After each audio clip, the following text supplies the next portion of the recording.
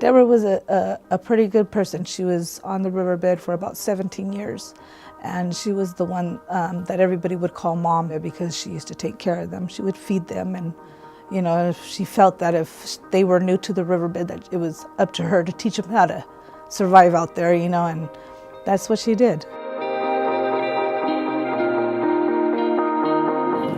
I do a lot of funerals in churches, and sometimes I look around and there's hardly anybody there. And that's not the case for Debra. Thank you for being here. Thank you for loving her.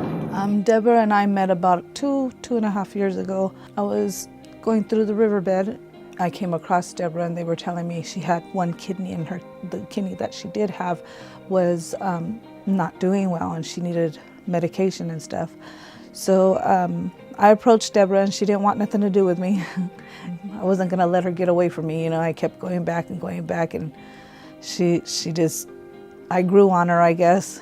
Finally, before you know it, I had her going to the mobile and she was getting care from the doctor, and we became pretty good friends. She became more than just a client to me. Daina has an amazing ability to connect to people on a human level, and part of that comes from the history that she has, and part of that just comes from the kind of person that she is. So at one time in my life, I was homeless myself for about 8 years. It was a hard time. I believe that everybody deserves a chance, and a chance to get up out of that. Debra just so happened to really have her name come up for an option to receive a voucher. I used to pick her up so we could go looking for apartments, because she did get a voucher, and I felt like once I got her up out of the riverbed and we would take off, that I feel that she had a different feel. She became someone else, like she was alive again, you know. And she always tell me, turn up the radio, you know, turn it up. She just loved to go in the van with me, you know.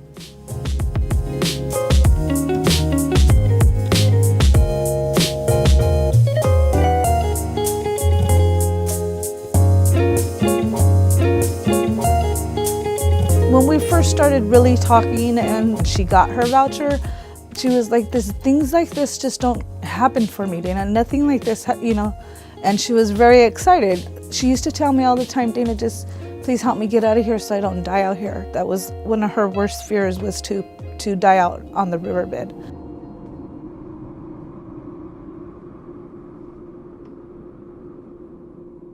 We had a hard time trying to find places for her. There was a lot of barriers, and she was running really close to losing a voucher. It's hard to find units. So here we are sitting with a client with a voucher in hand, and all we need to find is a unit in an area where she feels comfortable and safe for her to move into. And I think, honestly, she had this voucher for 9 months. We were on her last extension.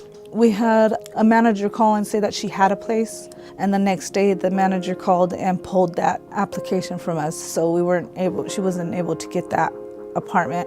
So I had to go back out to the riverbed and explain to her, you know, you didn't get a place. She started telling me, see, Daina, this stuff just doesn't happen for me, you know, this kind of stuff just doesn't come my way, you know. And I told her, what's wrong with you? I got a lead. Tomorrow I'm gonna call in the morning. I said, and where's your faith for God? You know, she goes, you're right. You know, she started to cry and she's like, you're right. And the next day she got a place. Through partnership with other people in the county that we honestly just love working with, they were able to identify a unit on a Friday night. And we identified a unit, she signed some of that paperwork, and then we were planning to come back on Monday to sign more of that paperwork. So our team is finally like, oh, it's happening. Like, it's happening. We have identified this. Daina had spent months driving Debra around trying to find places, and here it is. Like, we have this. It literally was a time of rejoicing. Come Monday, I went to see her so she could sign some papers she needed to sign for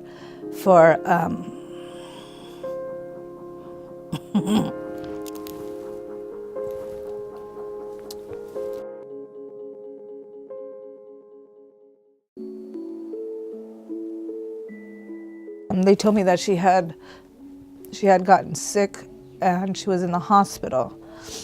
And I found her with another one of our homeless neighbors, and they were taking care of her. She was really sick and she was laying down and she was very weak. I had asked her for me to let me take her back to the hospital, and she didn't want to go. Come Tuesday morning, I got a call from the homeless neighbors that were taking care of her, and she had passed away.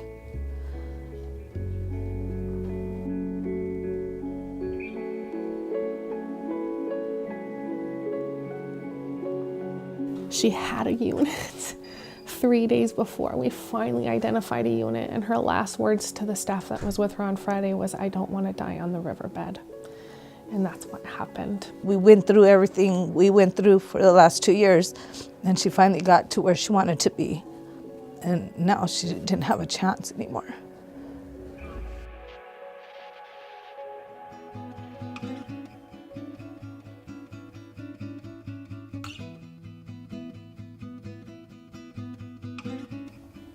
Debra just had a special part in my heart.